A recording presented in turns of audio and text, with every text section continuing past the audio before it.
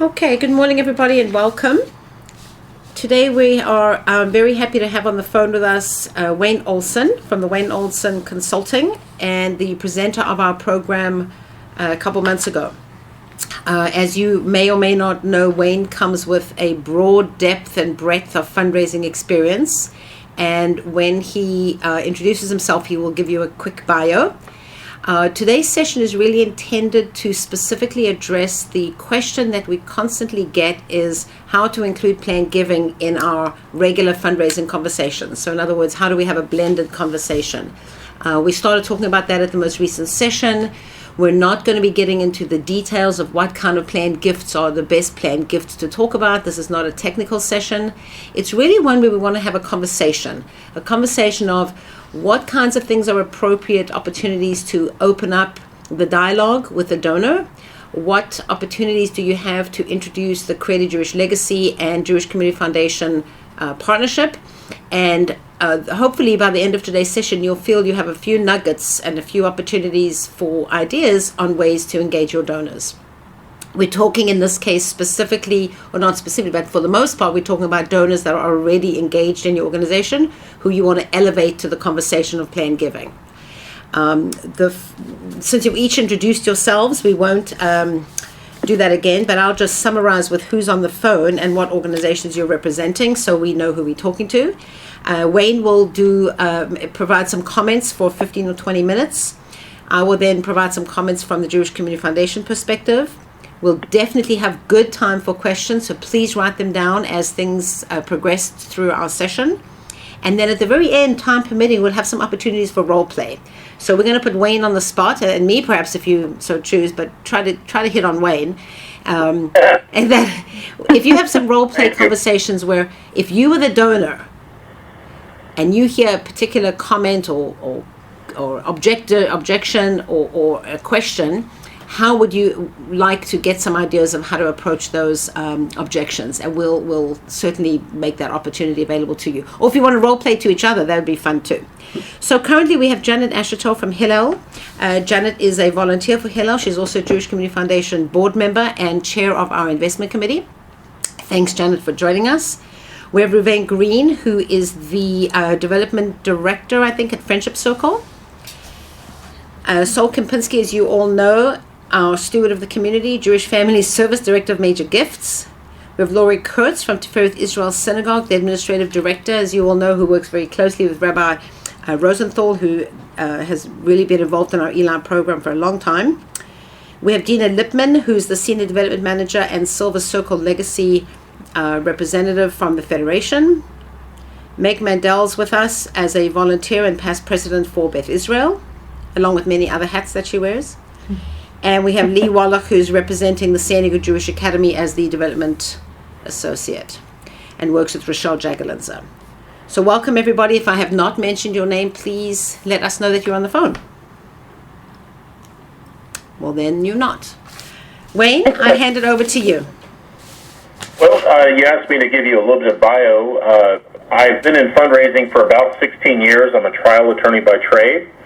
I do a lot of writing on fundraising for Crescendo Interactive and for a few other sources.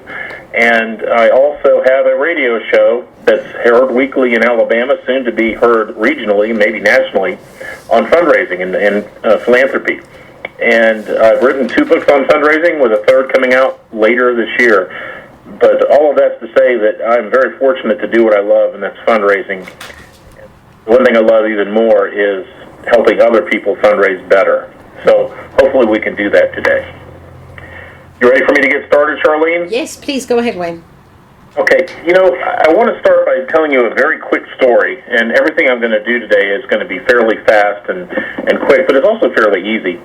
My very first day on the job, I walked in and they told me, here are the checks we're going to send to the donors. And I had no idea what they meant. I thought I was pretty sophisticated and knew what I was doing as a fancy trial attorney, and here they are handing me checks to send to the donors.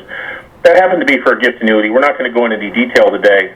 But what I want you to feel comfortable is that you're never going to have all the answers, that there's always going to be some part of planned giving that you're not going to know. So no matter how long you've been in this business, and even today there's things that I learned, you're never going to know everything. But let's start at the beginning. The first thing you need to know is set the frame. Many people I talk to who are curious about incorporating planned giving into their program is they're not really sure how it works or what they need to ask or what they need to do. And the point you need to remember is that you're never asking for money. Even with planned giving, especially with planned giving, you're not asking for money. You're really just asking for this person's affirmation that they believe in you and they believe in the mission. You also have to remember as you set the frame that the person you're talking to is on your side.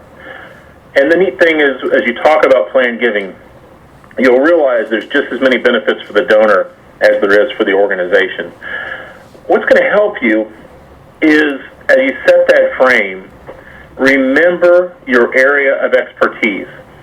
It helps build my confidence when I remember that when I'm talking with a donor, they don't expect me to be their attorney. They don't expect me to be their accountant.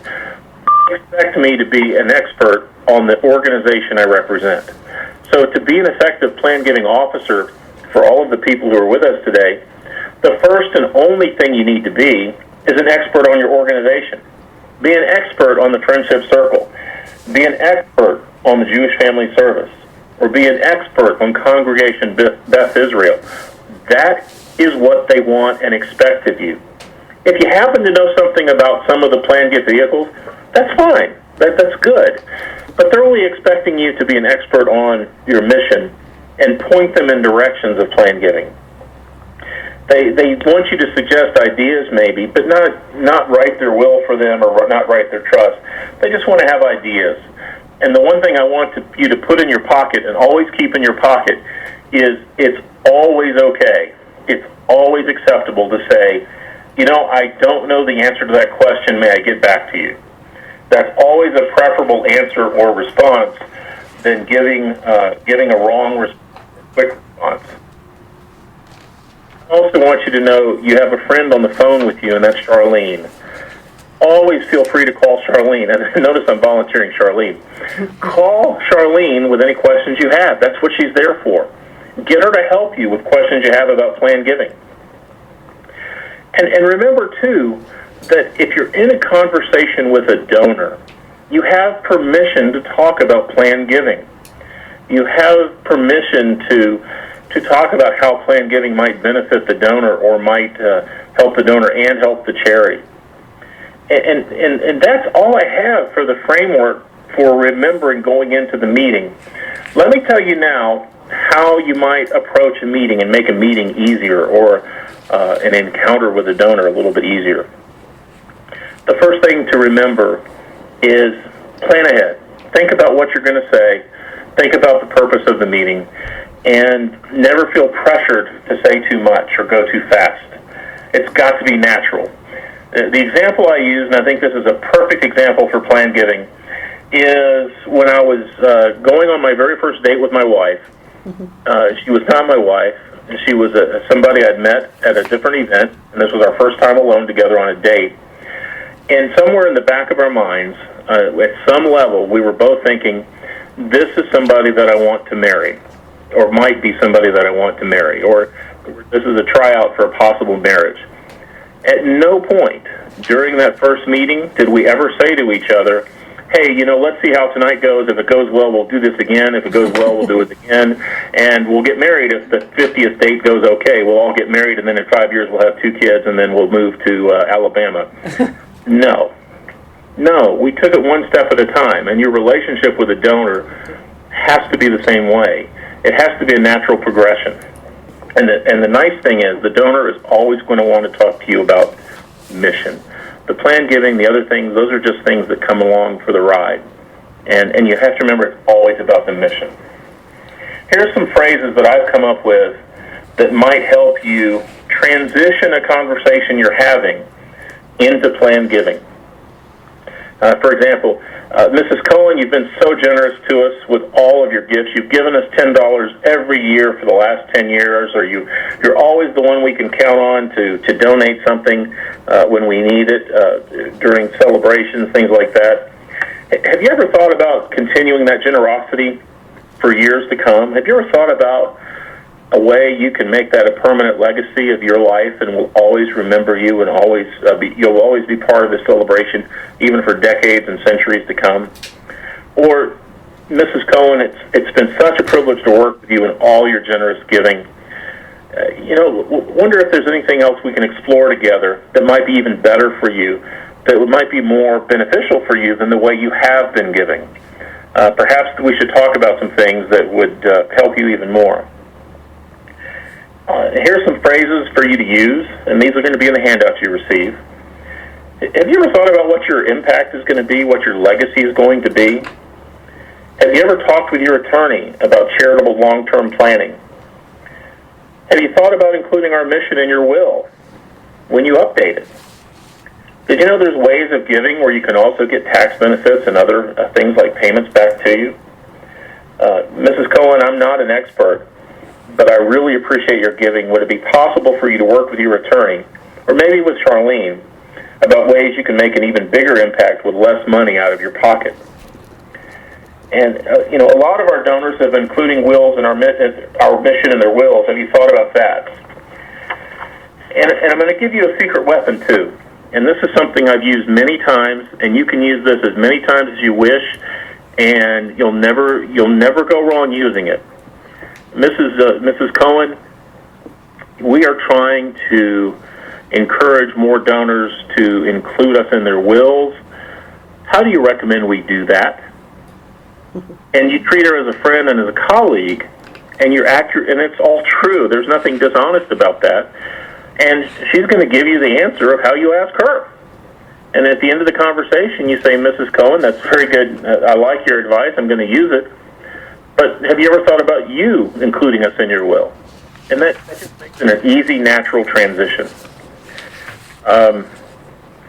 Any of these phrases, I'm going to give you some more phrases that talk about an invitation to do more. And this is the key.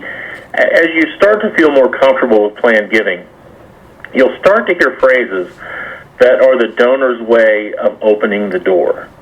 In the same way, going back to the dating situation where my future wife would say things like, I could never live in California. Well, that would cross her off the list right away, because I know that that's not going to happen, because someday I'm going to live in San Diego. I know it. There's hints that you can get along the way that broadcast where you're heading.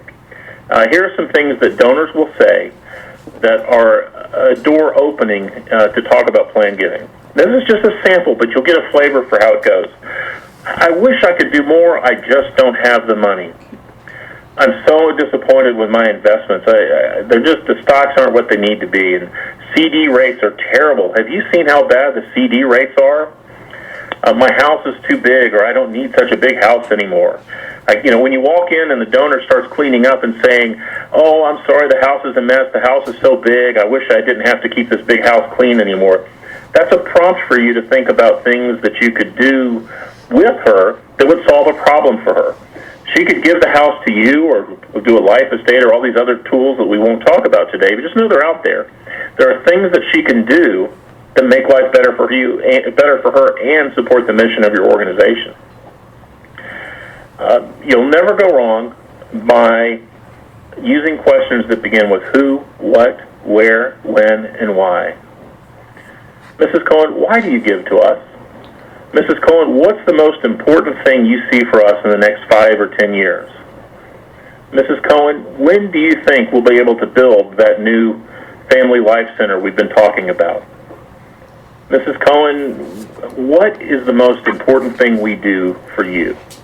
Those are all clues or questions you can use where you can find out what the donor's priorities are and how you can match the donor's priorities to what you're able to offer. But mainly, just listen. When you're with a donor, donors are sophisticated today. They have the internet, they have the research, and they get a brochure a week in the mail.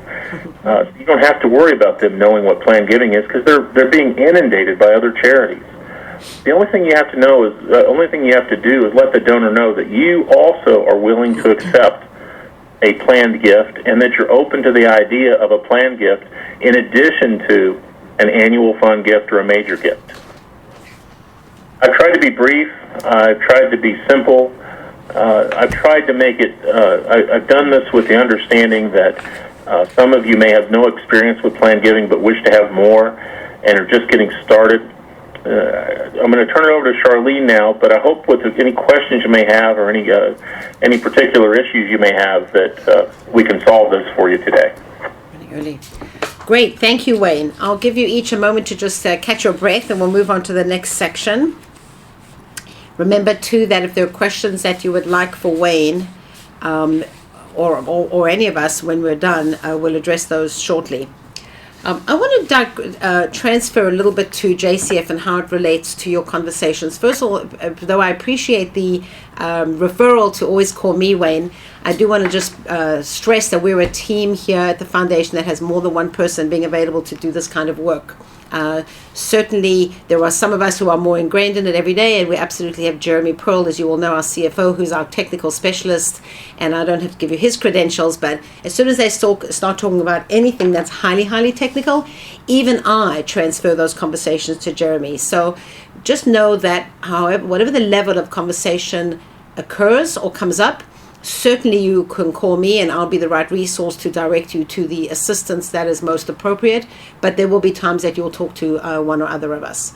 And also know that as we're working with donors, we too have this very same conversation. We're talking to donors all the time, and how do we integrate our donor conversations with a planned gift? The concept of a planned gift, whether it's for JCF, which is on the less often scale, to working on behalf of, as an honest broker, all of our local Jewish organizations, which we do all the time in our legacy planning. It's our mission to increase planned giving for the whole community. So remember that when we're talking with donors, we're undergoing these same kinds of considerations. How do I bring it up with a person who's had a donor advice fund for a long time? When's the right time? Is this the right person? Who's the decision maker? Am I having the conversation at a bad time in their life? All those considerations we work with every day. So when we provide some food for thought, know that we don't think of ourselves as the experts, though we think we've maybe practiced it a little bit more than others. So the first thing I want to address is we must remember that because we're talking about current donors, the most important thing to do before you start any other conversation is to recognize their current giving. Recognize current giving first. We cannot say thank you enough times. So thank you, thank you, thank you always comes before any other conversation, because the purpose of a planned gift is to really recognize and honor their current contribution way into the future. That's the purpose of the planned gift. The planned gift isn't really a standalone item. Rarely does it come from a person who hasn't been a supporter over the years. Now, we know, and JFS is probably a good example, where these unexpected bequests come in from people that perhaps weren't even on the radar of the organization.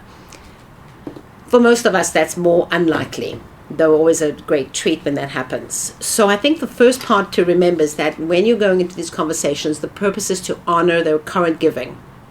We also know, and the data has shown, that people who make a planned gift and commit to a planned gift are more likely to increase their annual giving. That's a statistic that's very interesting, but hasn't been shared enough, because oftentimes development people, fundraisers, feel that if I start talking about a planned gift, it means I'm deferring the annual gift. Quite the contrary. Anybody who cares enough to invest in you in the future is most definitely going to invest in you in the present.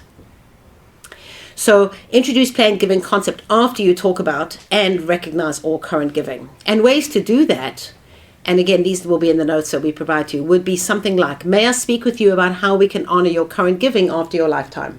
So I've said thank you, I've honored their gift, I've talked about what we've been doing, mission-based that Wayne was talking about. I'm sharing with them what's going on in the preschool, or what event happened at the synagogue, or what program is being innovative at JFS or the new building.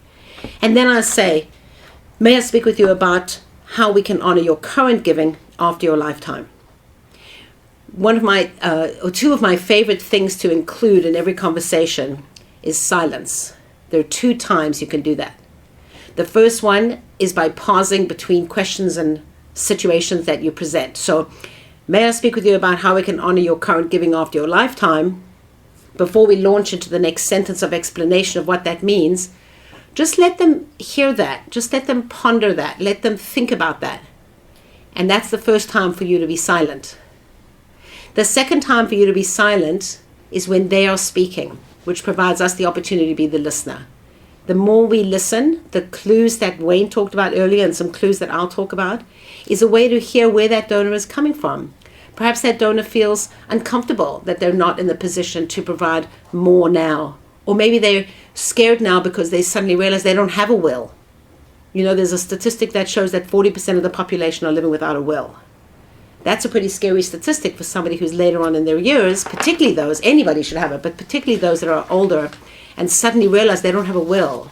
So though they might feel completely committed to your organization and they really want to support you, all they're seeing in the back of their head is this fear factor that I don't even have a will. I haven't even provided for my children, let alone for the synagogue.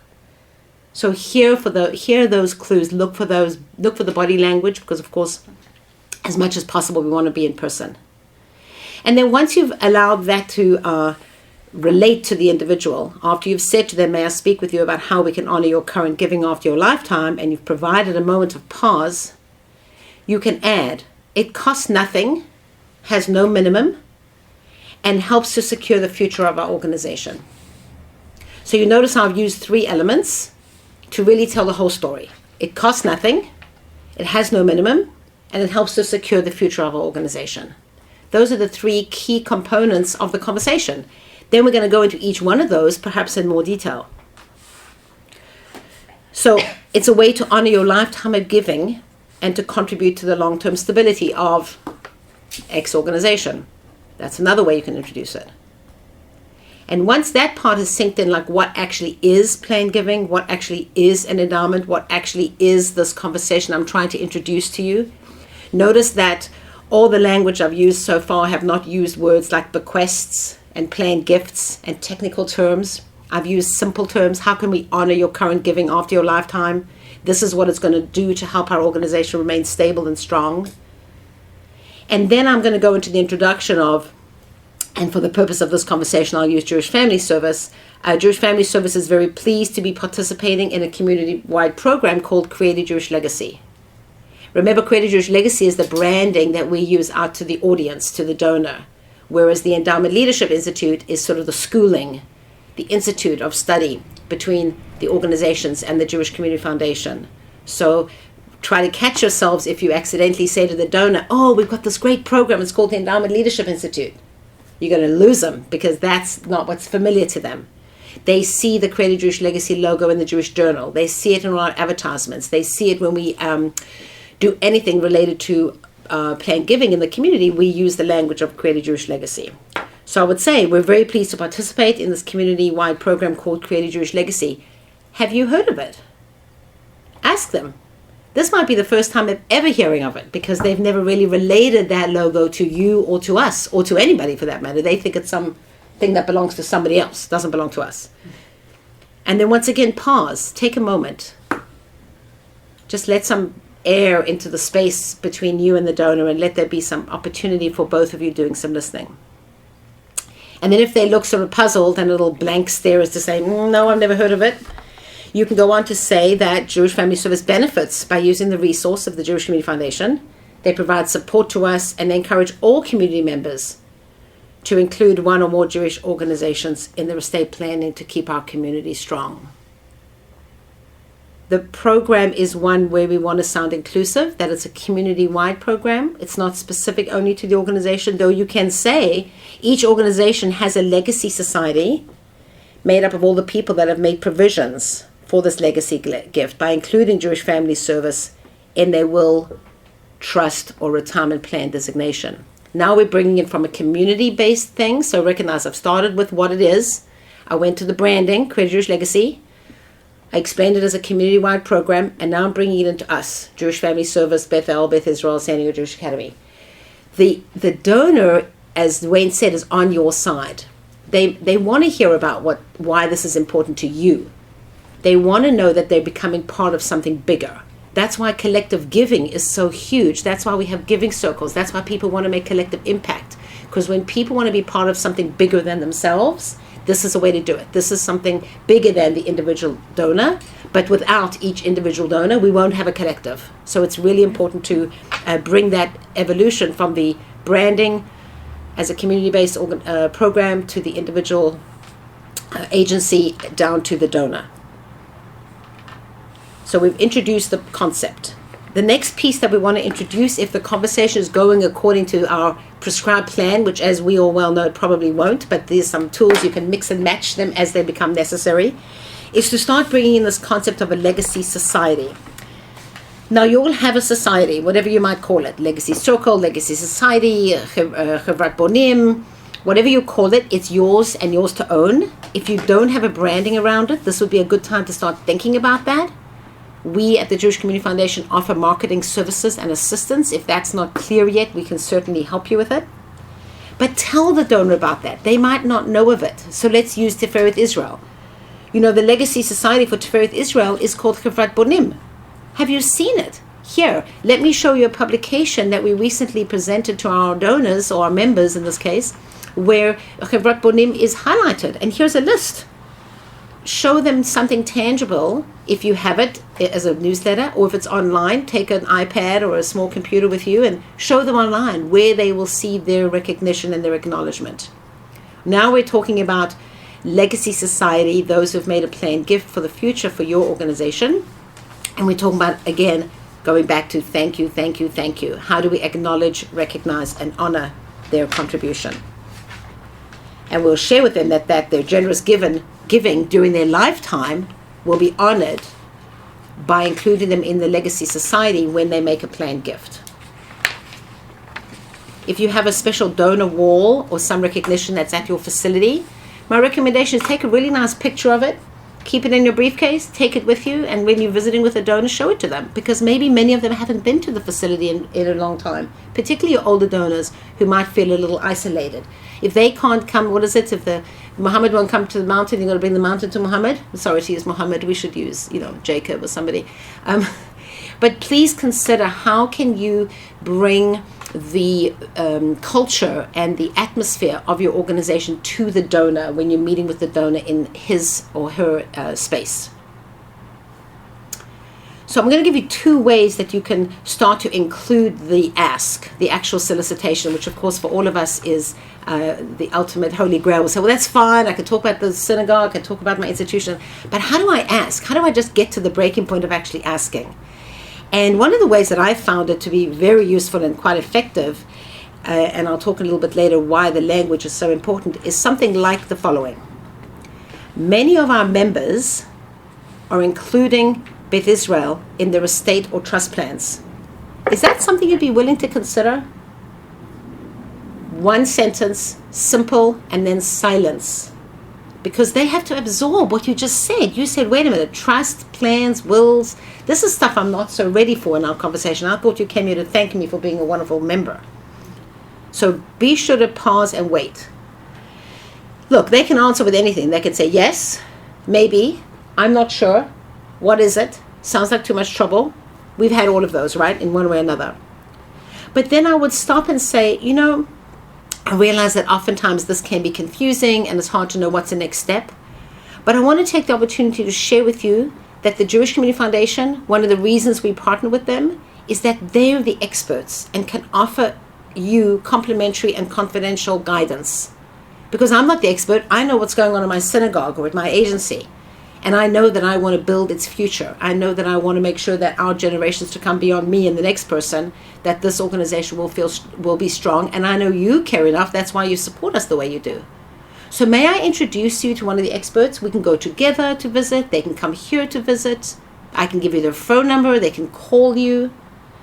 So I call that the royal handoff, because it's the best way for you to continue to just thank them, acknowledge them, and honor them, and get the technical expertise off of your responsibility to those that can best handle it for you. And I must repeat, we are the honest broker. If you introduce us to somebody for the purpose of a planned gift for your organization, that is exclusively the conversation that we'll have with that donor, unless the donor brings something else up. So if I'm being introduced by somebody from Swal Hebrew Day to the donor and I'm having a conversation about Swal Hebrew Day and how to prepare a planned gift, we'll continue that conversation. And if at the end, when I'm writing a legacy plan for that donor, he or she says, my kids will be going to camp at the JCC every year. I'd love to include a little something for the camp. Well, bear in mind, Creative Jewish Legacy is a community-based program, and of course, we will provide for them the opportunity to include any number of organizations in their legacy plan. And strangely enough, not just Jewish organizations. We will also help them if they want to leave something to the San Diego Symphony in that same process. So we don't want you to get involved in that. We are happy to take care of that for you. But if they say, after the question, is this something you would be willing to consider? If they say, nope, I'm done, have a nice day, no thank you, then you have a couple of options. You can shrink into your own self and go home, which is oftentimes what happens to us fundraisers and development people. Say, okay, thank you, it was nice, thanks for tea, and I'm moving on.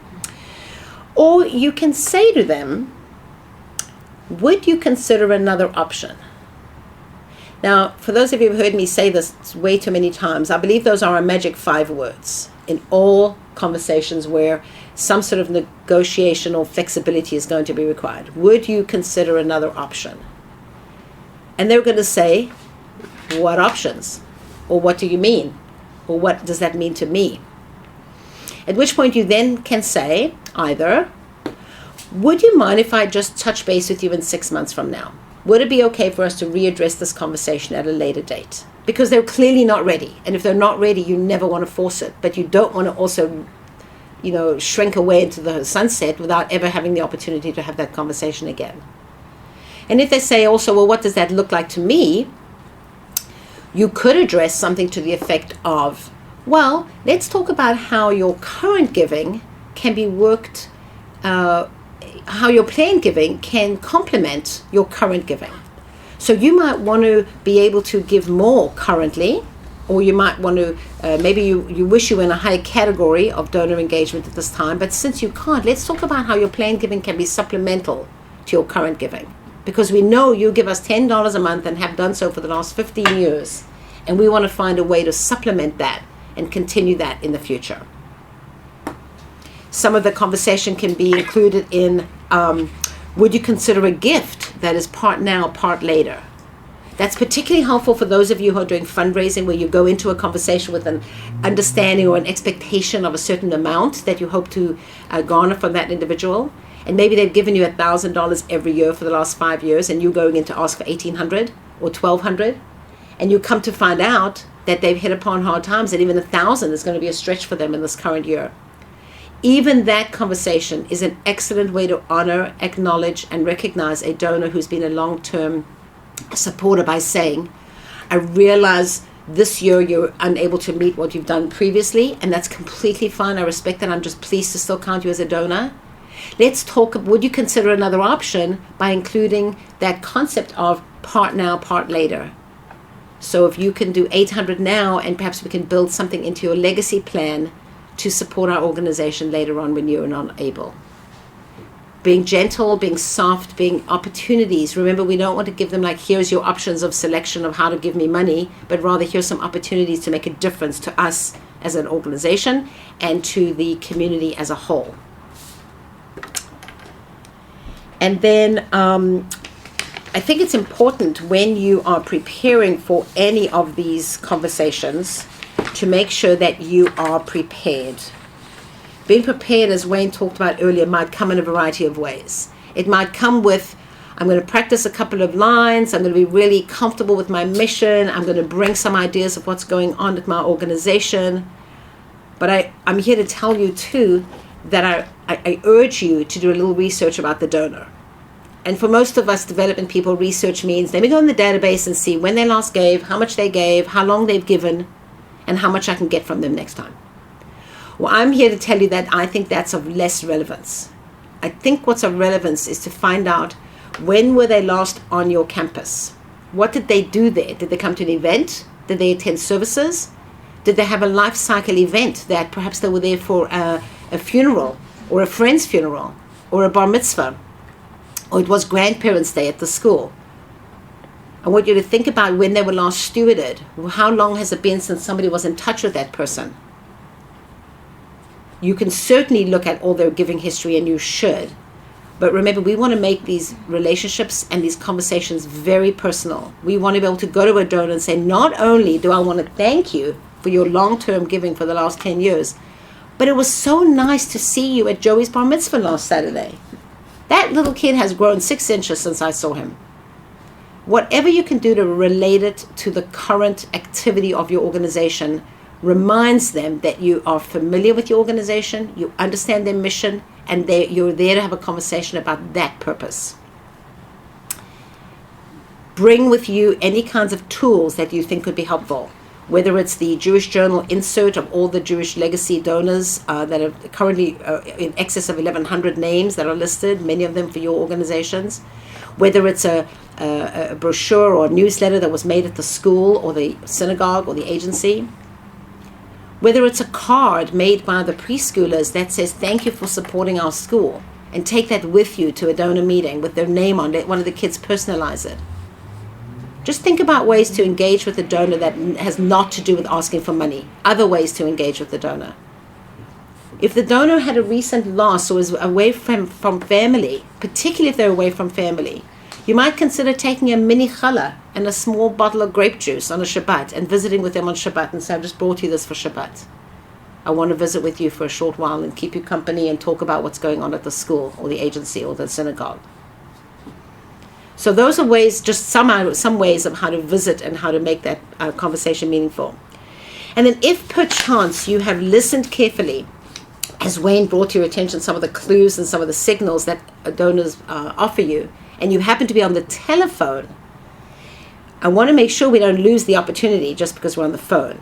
So I encourage you to use that same language. So let's use an example. "Oh, Mrs. Cohen, now that just when I have you on the phone, I want to tell you how much I appreciate, and we all appreciate the last 10 years of your support. Can we make a meeting someday to talk about how we can honor that later on, and how we can honor this lifetime of giving and maybe after your lifetime? Are you available to meet for a coffee, for lunch? For, when you're picking up the kids from school, can you stop by and we'll visit in the office? I want to show you this new art piece that we've just installed." And then secondarily, if they say, no, I don't like doing that stuff, I don't know about it, I got to talk to my attorney, they get so wrapped up in the technicalities, it's an opportunity once again to say, before we go any further, may I introduce you to the folks at the Jewish Community Foundation who can provide confidential and complimentary guidance, and they might be able to help you with some questions, because I understand you might not feel comfortable talking about that with us.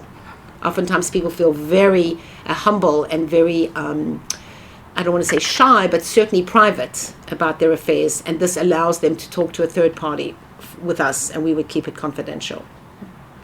And then lastly, of course, to remind them that we can meet as a threesome, the organization, the Jewish Community Foundation, and the donor at any time, at any place. But you should all know, Jewish Community Foundation staff are happy to visit at your offices or at the donors' homes, offices, or elsewhere.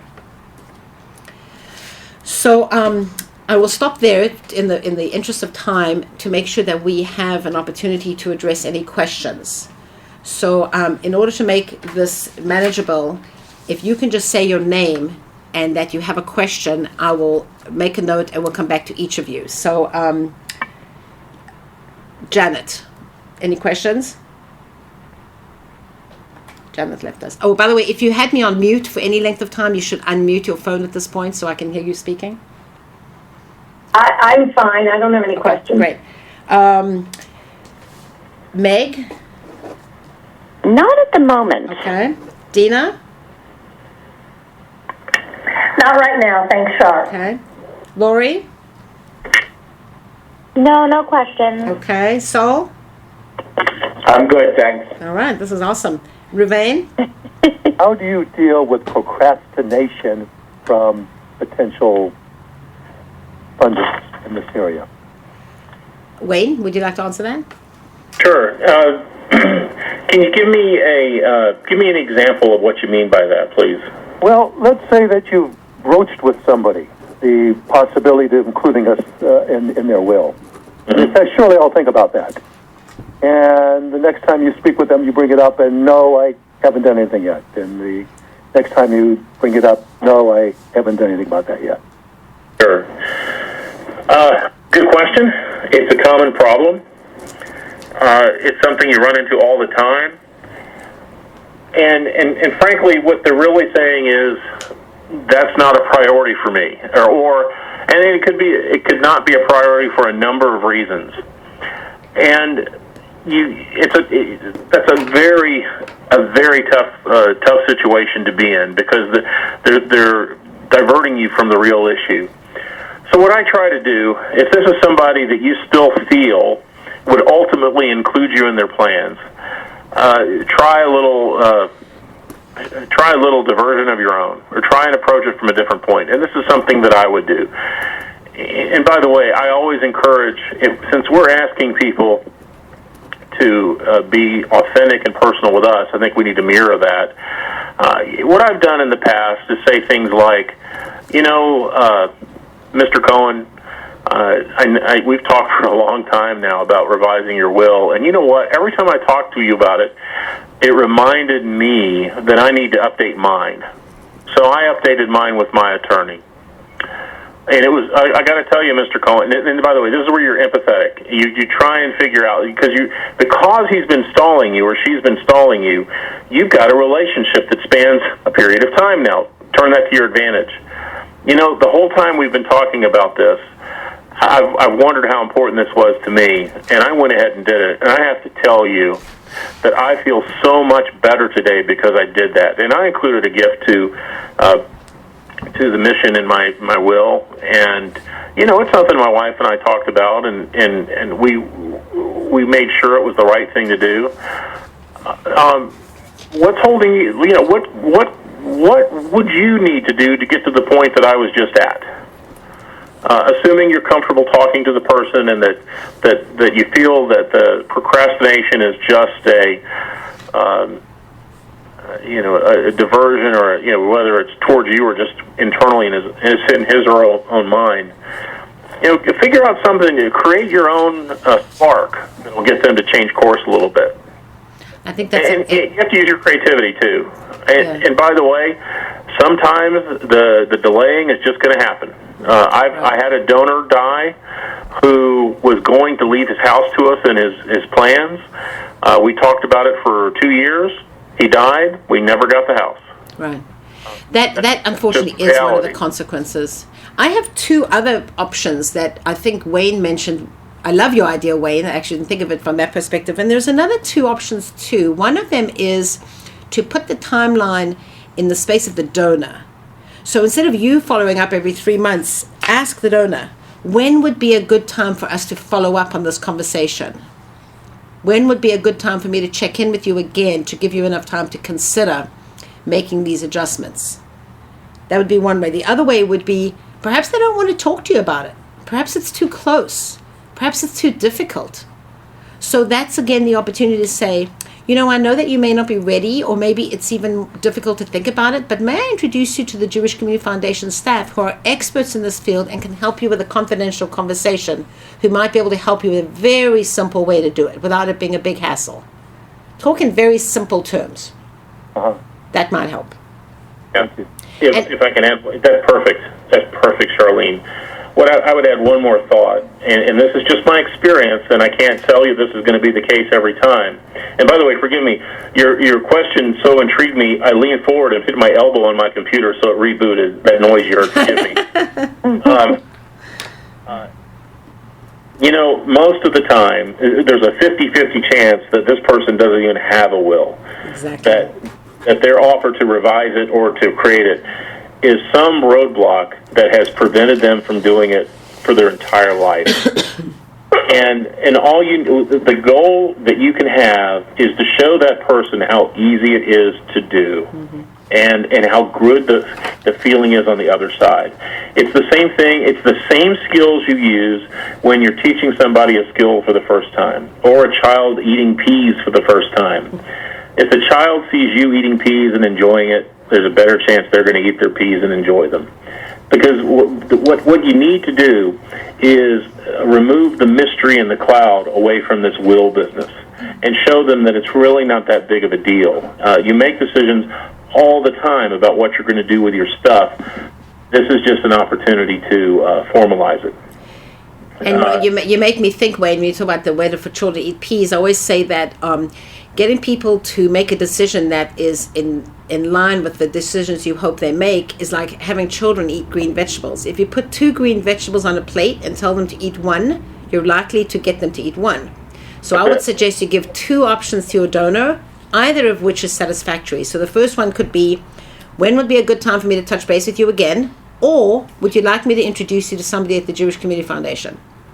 It doesn't matter which one they pick. They'll pick one of them, and that'll help you move along. If you get a stonewall, I'm not interested, you have to respect the donor's space. I must urge you to consider that sometimes a donor has just changed their mind, made other plans, still in some sort of dispute perhaps, or debate with their spouse or loved ones as to what they're going to do with their estate.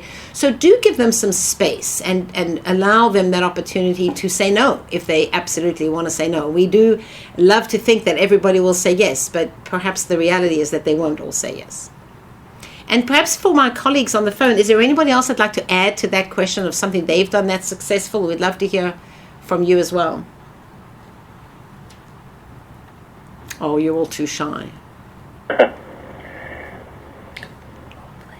And Charlene, I'll mirror what you just said again. I want to give you permission, all of us, including myself, permission to say to the donor, Mrs. Cohen, you don't have to tell me that you're thinking about it. It's okay for you to tell me that you're not going to do it.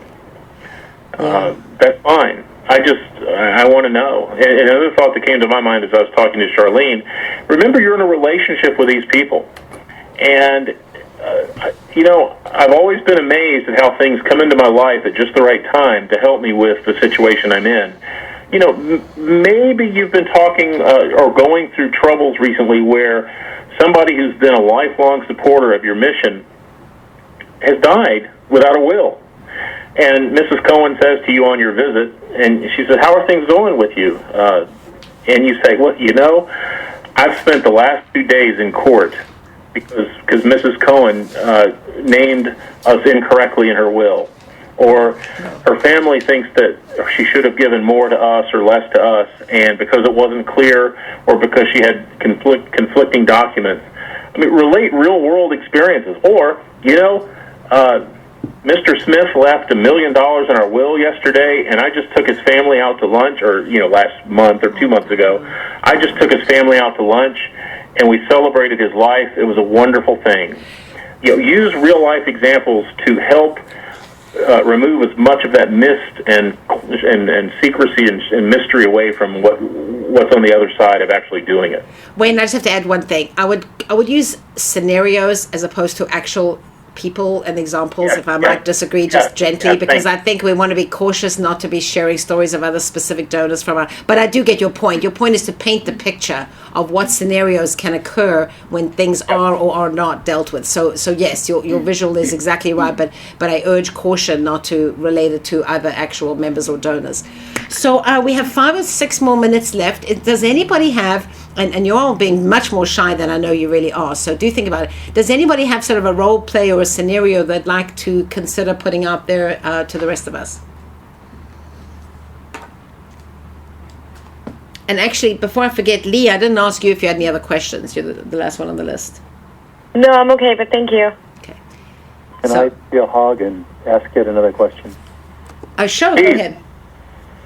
What about somebody who says you've approached this with them, in just a very tentative way, and said, well, I don't have that much. What I want, I just want my kids and my grandkids to have it.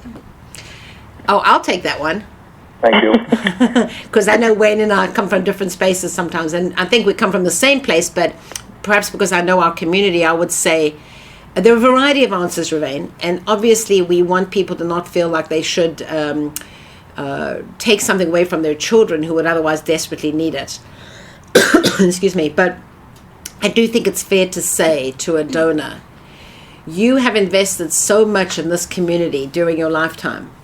This community has provided opportunities for you, your family, your children, and just as you've nurtured this community and you've nurtured your children, we'd love to think that in your planned giving, that after your lifetime, that same nurturing will have a tiny spot in your estate plan. We don't want to do your kids out of the funds that they should receive, but if you can just consider a slice of that.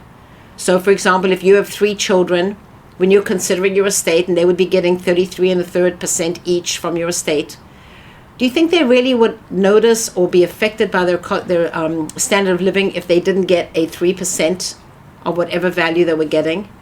So if 90% was provided for your children and 10% was provided for your philanthropy, for your charitable giving, the impact on the community for that 10% would be far greater than the loss of the 3% to your children. And I'm hopeful that as you have invested in this community like a child throughout your lifetime, you will consider honoring that investment after your lifetime. Wayne, Thank you. suggestions? That's a very good answer, and that's something that when I spoke in San Diego, I said there's nobody that can't afford to put 5 or 10% in their will to your cause. No one's going to compete over that or cry over that. Help me pronounce your name correctly. Reuven? Reuven will work. Reuven. Yeah. I have found that when somebody says that to me, sometimes, not always, sometimes they're baiting me. And I say, you know what? I understand. You need to leave money for your children. Do it. I'm here to tell you that I'm looking out for you and your best interests, and if your best interests are to give to your children, then do it. I would then probably, if the door opened a little bit, I'd move into what Charlene said about, well, your giving has been so important for so long. I wouldn't use these words, but to the effect of, I'd hate for it to end at some point and your legacy not be established to the fullest potential it could be. That's a good one. And of course, Reuven, one of the things I'd also recommend you do is whenever you're talking to somebody, especially about a potentially significant gift, is to involve the children. And use what Charlene said in front of the children and see if the children shake their heads or not. Because one thing you don't want to do is surprise the children when grandma dies and they find out that they've been disinherited completely, or for 50%. You want the family involved in the decision, because this truly is a legacy decision for the person as well as the family, because the family's still going to be there. And you want everybody to be on board with this. The worst thing you can have is a conflict over what's going on. And actually, I'm going to add one point in closing for that particular commentary, and that is, when you have a legacy donor that agrees and in fact becomes a new legacy donor for you and goes on the wall or in your listing or your publication, you should encourage them to share that honor with their family. I'm less comfortable having the conversation with the children in the room, but certainly it shouldn't be something you avoid if they want to. But I would say, Jack, I'm so pleased you're one of our legacy donors, and I want you to be reminded that you're on our legacy wall at the synagogue or in the magazine. I'd love to share that with your children and your grandchildren. Would you like a few extra copies? That's a way to open it up to the children and grandchildren and let that be their legacy. And that's why the next time we all talk again, we'll be talking about the book of life and the legacy statements that we encourage. That's part of the purpose. That's part of what Created Jewish Legacy is all about. It's not how much or how many. It's the fact that they've created a Jewish legacy, they've written a statement, they've said why it's important, and they're committed to the future of the Jewish community, both San Diego, nationally, and in Israel. So with that, I urge you to how they say, go out and conquer. Go out with enthusiasm. Talk to every donor at every time with the absolute intention of highlighting your mission and your programming. And remember that plain giving is not a separate conversation. It is an extension of the conversation you're already having about fundraising. So I thank you for all your time. If anybody had a question they were not comfortable to share on the telephone, please be sure to email that to me and we will include it in our notes. And we will provide all the notes from today's conversation by tomorrow to all those that participated. Thank you very much, Wayne. Oh, thank you. Thank you, everyone. And all of our participants. Thank you, Wayne. Thank you, Arlene. Thank you. Thank you. Bye. Bye-bye. Bye.